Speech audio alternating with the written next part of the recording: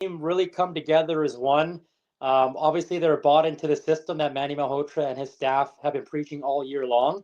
And they got hot at the right time. They had a 13-game winning streak in March and didn't lose very much at all going into the playoffs, especially in regulation. They were a very tough team to beat before the 60-minute mark. And that continued on into the playoffs. And they fought some early adversity in the first round against Tucson. They were the only 2 seed in the entire playoffs that had to play the opening round. And so they didn't pout about that. They're like, okay, let's try to get the job done. And their season could have came to an end in game 3. There was a winner-take-all against the Roadrunners, and they came out and, in my opinion, had the best performance in all the playoffs in that game 3. A total 60-minute effort. They had a 5-0 shutout win. Shelovs was awesome. The offense came to play. The defense was smothering.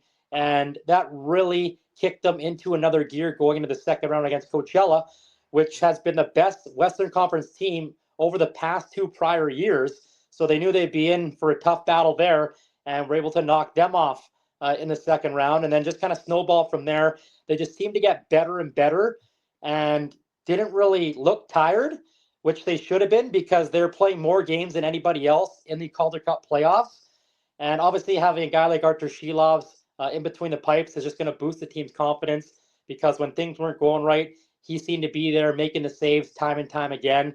And that really made the team obviously feel good and were able to many times, although not playing their best game, were able to get the job done. And then they go into Texas and take on a high-powered offense in round 4 after they beat Colorado in round 3, I should say, which was a 5-game battle. And were able to come up with another clutch effort and a winner-take-all game in their building, another 5-0 win. Shelovs was unreal in that game. And the team just really found their stride. Everything was clicking at the right time and just were able to fight tooth and nail to advance to the 4th round, which was against a very good Texas team who were blowing the doors off their opponents offensively. But going into that Texas series, I had a really good feeling the Canucks could shut down their top players. And for most of that series of the 6 games, they did, especially the games in Abbotsford. Ritzkovian was relatively quiet in the games in Abbotsford. Cole Lynn was relatively quiet. Curtis McKenzie was quiet.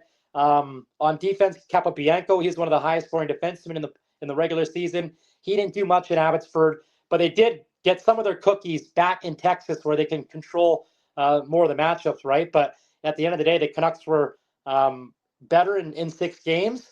And then they go into Charlotte, taking on another wagon who swept their last 2 opponents who happened to be very good in Hershey, the back-to-back champs, and then Laval, who was the best team in the regular season.